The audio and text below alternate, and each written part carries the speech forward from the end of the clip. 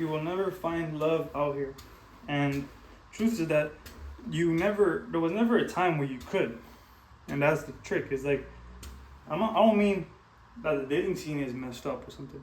What I'm trying to say is that it doesn't matter who you find, but unless you actually have love within yourself or for yourself in the first place, well, you won't be able to actually find love in other people. It's not really something that you run into when you're like, oh, like, well, it seems like this person loves me, so I'll stick to them. Realistically, you don't even want a relationship like that, because what that will create is only you being dependent on this person to make you feel this. And it's like, why would you even want to put yourself in that position? That position where somebody, you're dependent on any of them to actually make you feel like you are loved or anything of the sort. In actuality, is that how it works is you actually have to figure it out for yourself. What does it mean? Love, first of all. Second of all, you got to figure out, well, how can you do that? How can you do that? How can you love? And the truth is that love in itself is really just in a certain way, you honoring who you are in your origin. It's you being able to carry yourself through the day or through your actions to honor who is it that you authentically are. And the more authentically you can do that, the more consistently you can do that, the more love you feel for yourself. Because you, through your actions, consistently repeat that you have consideration for that part of you. You have consideration for who is it that you are when nobody's watching, when everybody's asleep, when everybody's sleeping and nobody really cares. That is what's important. And people feel comfortable around people like that. Because if you have love for you, you have love for other people. Because we live in a group. We're group creatures. We work in a collective environment. And so this love for self doesn't mean that makes you selfish. It actually means that you know how to do it for you. And what it means is by doing that for yourself, you actually are able to give to the world. And so it's to realize, to ask yourself, okay, what does it mean to be you? What are the actions that allow you to be closer to that? Are you doing that at the moment? Are you taking actions that bring you closer to that? When are you not? What are those things that you're doing that are not in harmony with that? Okay, why do you keep doing those? Now it's about taking more actions that bring you closer and closer and closer. And at some point what happens, it's like fire, right? You just got to stop trying to light a fire the wrong way and figure out what actually would burn or create fire the right way based on what you have. And then repeat until the flame pops up. And it's this idea that you don't need much thinking. There's no thinking in like love or whatever. It's like the highest form of speed, and it's just action. You do to the point where you don't even understand what were you doing in a way. And that's what's crazy or scary about it, is that you lose control. But you sort of lose control to you. It's your mind that loses control and overcomes your logic and just becomes into the world.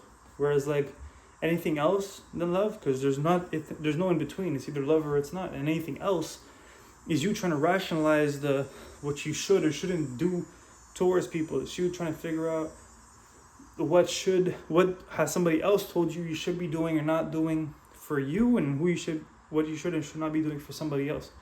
But nobody actually knows. And so to allow that to come in between you and that dynamic, you and yourself, is actually something that you end up paying for on a huge level, something beyond money and stuff like that.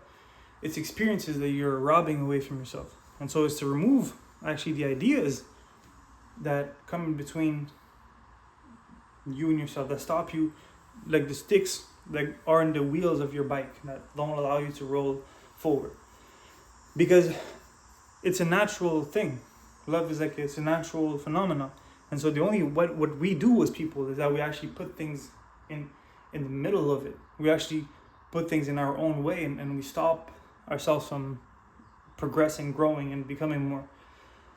It's not really about learning what to do more. It's also a lot about realizing what are we doing, what less, what can we do less. It's about doing less thinking, less hesitation, less holding back, because all those things are your mind telling you, oh, you shouldn't do that because you're gonna get hurt. Oh, you shouldn't do that because it's not worth it. Oh, you shouldn't do that because you're not making money out of it, or whatever.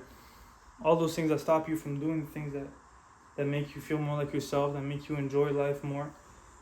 And for all those reasons, your mind has to take less of a space. There's a whole collective of thinking, there's a whole wave of people that it was a huge thing, like your mind must be stronger than your emotions, but it's not true here. It's not true when it comes to subjects like love. It's like, if you allow your mind to be stronger than your emotions about how you feel about people, you'll never experience love, because it doesn't make any sense. It doesn't make any sense to give to somebody this much. But it's also what will allow you to live things that are that don't make sense either. That will allow you to feel emotions and feelings that you can't say into words. So if you want to experience things you can't explain into words, well, you gotta be able or willing to allow yourself to live and give to somebody, or to go to that extent where also your logic cannot make sense of it. And I think that's the closest thing to what I could express what love is, in a way. And it's also it's a thematic that we can use. A solution to that is to write down, where are we getting in our own way towards this? What are the thoughts that come into our mind repeatedly when we become vulnerable towards people? It's like, what are we scared of? Write them down. Like, okay, oh, right there, you got scared that somebody would take advantage of you, or you got scared that somebody would judge you, you got scared that somebody would abandon you, you were scared here that you would be ridiculed, embarrassed, all those things. And it's like, why? What happened? You can go to the source of it, but going back to the source is one way to you understand what happened and don't fall back. A better way is that it doesn't even matter why did this or that happen. It's more about, well, what solutions can we find right now to be able to move forward? And is that you realize where you're going wrong, and you decide to move on anyway. And the only thing that you should be able to remember from this, from the experiences and where you find yourself getting in your own way, is to realize that was one experience maybe that brought you to think this, but that was in the past. And that in itself should be able to allow you to let it go. This is a different person, a different time, a different environment, a different version of you've grown, you're more knowledgeable about people, about yourself, and etc. And so it's about trusting yourself and the world, pretty much, even though that hiccup happened. And to not give it that much importance where you create a whole identity about somebody who doesn't have trust issues, doesn't trust men, women, etc., etc., etc. And that is a solution.